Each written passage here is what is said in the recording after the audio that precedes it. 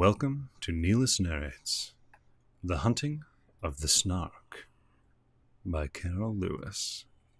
Fit the Fifth. The Beaver's Lesson. They sought it with thimbles, they sought it with care, they pursued it with forks and hope, they threatened its life with a railway share, they charmed it with smiles and soap. Then the butcher contrived an ingenious plan for making a separate sally, and had fixed on a spot unfrequented by man, a dismal and desolate valley.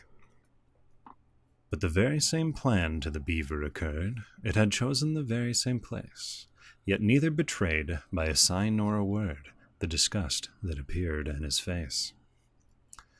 Each thought he was thinking of nothing but Snark, and the glorious word of the day, and each tried to pretend that he did not remark that the other was going that way.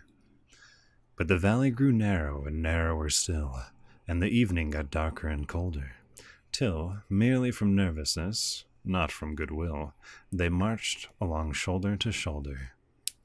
Then a scream, shrill and high, rent the shuddering sky, and they knew that some danger was near. The beaver turned pale from the tip of its tail, and even the butcher felt queer. He thought of his childhood, left far, far behind, that blissful and innocent state. The sound so exactly recalled to his mind a pencil that squeaks on a slate. "'Tis the note of the jub-jub. Keep count, I entreat. You will find I have told you it twice. 'Tis the song of the jub-jub. The proof is complete. If only I'd stated it thrice." The beaver had counted with scrupulous care, attending to every word, but it fairly lost heart and outgrabe in despair when the third repetition occurred. It felt that, in spite of all possible pains, it had somehow contrived to lose count, and the only thing now was to rack its poor brains by reckoning up the amount. 2 added to 1, if that could but be done, it said, with one's fingers and thumbs, recollecting with tears how, in earlier years, it had taken no pains with its sums. "This can be done," said the butcher, "I think. The thing must be done, I am sure. The thing shall be done. Bring me paper and ink, the best there is time to procure." The beaver brought paper, portfolio, pens, and ink in unfamiliar supplies, while strange creeping creatures came out of their dens and watched them with wandering eyes. So engrossed was the butcher he heeded them not, as he wrote with a pen in each hand, and explained all the while in a popular style which the beaver could well understand. "Taking 3 as the subject to reason about, a convenient number to state, we add 7 and 10, then multiply out by 1,000 diminished by 8. The result we proceed to divide, as you see, by 992, then subtract 17, and the answer must be exactly and perfectly true. The method employed I would gladly explain, while I had it so clear in my head, if I had but the time, and you had but the brains, but much yet remains to be said. In one moment I've seen what has hitherto been enveloped in absolute mystery, and without extra charge I will give you at large a lesson in natural history." In his genial way he proceeded to say, forgetting all laws of property, and that giving instruction without introduction would have caused quite a thrill in society.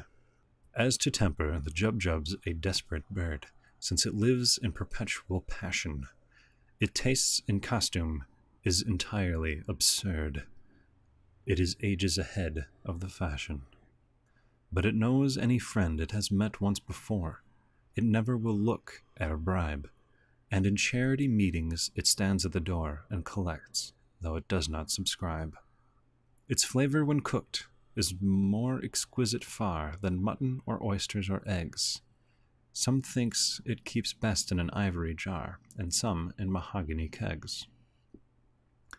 You boil it in sawdust, you salt it in glue, you condense it with locusts and tape, still keeping one principal object in view, to preserve its symmetrical shape.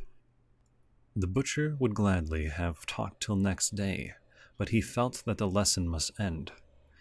and he wept with delight in attempting to say he considered the beaver his friend.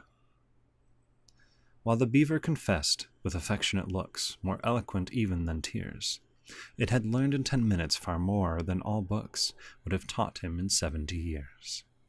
They returned hand in hand, and the bellman, unmanned, for a moment with noble emotion, said, "This amply repays all the wearisome days we have spent on the billowy ocean." Such friends as the beaver and butcher became have seldom it ever been known.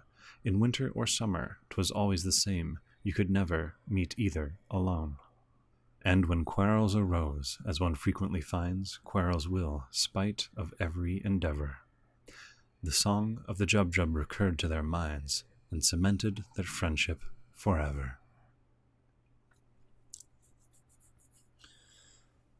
Oh, thanks for joining. I hope you enjoyed. And I'll see you next time in the next part of this weird tale. Bye-bye.